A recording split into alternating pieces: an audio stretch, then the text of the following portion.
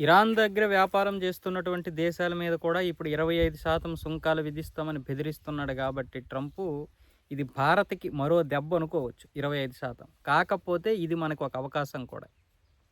భారత్‌కి ఎలాంటి అవకాశం అంటే ఎలాగో ఈ పిచ్చోడు ఇప్పుడు ఈ విధంగా 25% అని ఆల్రెడీ 50% మళ్ళీ ఇంకా చమురు కొంటే రష్యా దగ్గర గనక మరో 500% అని బెదిరిస్తున్నాడు కాబట్టి ఇలాంటి వెధవలు బెదిరించేటటువంటి బెదిరింపులకి భారత ప్రభుత్వం బెదిరినా బెదరకపోయినా ఒక అవకాశంగా మలుచుకోవాలి. ఎలాగో ఇప్పటికే 50% సుంకాల వల్ల ఆపరేషన్ సింధూర్ సమయం తర్వాతనే భారత్ మేల్కొంది.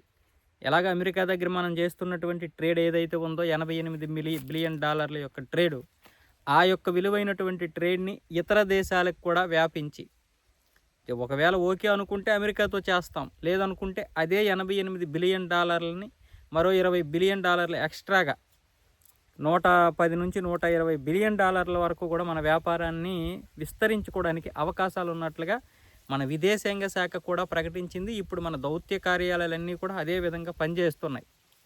ఇతర దేశాల్లో దాదాపు 120 దేశాల్లో ఇప్పుడు ఈ టీములు తిరుగుతున్నాయి. వీటన్నింటిలో కూడా మన వ్యాపారాలు ఇప్పుడు విస్తరించుకోవాలి.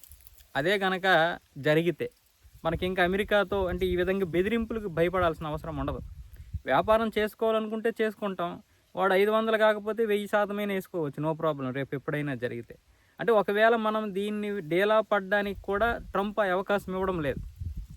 ఒకవేళ 50% సుంకాలతో సరేలే జరిగింది ఏదో ఒకరోజు తగ్గిస్తాడులే అని మనం నిమ్మక నీరెత్తినట్లుగా ఉందామనుకున్నా సరే వాడు ఏదో ఒకటి పెంట పెడుతూనే ఉన్నాడు.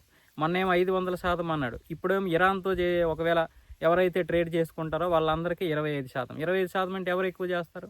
మనం చేస్తున్నాం, ఇరాక్ చేస్తుంది, చైనా చేస్తుంది, యూఏఈ చేస్తుంది, తుర్కియా చేస్తుంది. సరే ఆ దేశాలన్నింటిని పక్కన పెడదాం. మన దేశం విషయంకి వచ్చేసరికి ఏదో ఒకలాగా దెబ్బ పడుతుంది, దెబ్బ మీద దెబ్బ. కాబట్టి మనం ఇదే మంచి అదనం. ఇలాంటి సమయంలోనే మనం దేశం వైపు ఉండాలి.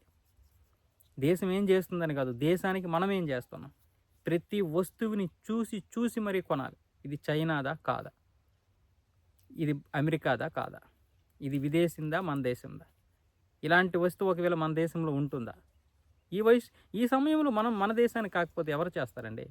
మనం మన దేశం వైపు ఉండాలి. ఎంతసేపు మనం విపరీతంగా ట్రోల్ చేసేయడం కాదు, విమర్శించడానికే కాదు, మనం కూడా దాంట్లో భాగస్వామ్యం అవ్వాలి.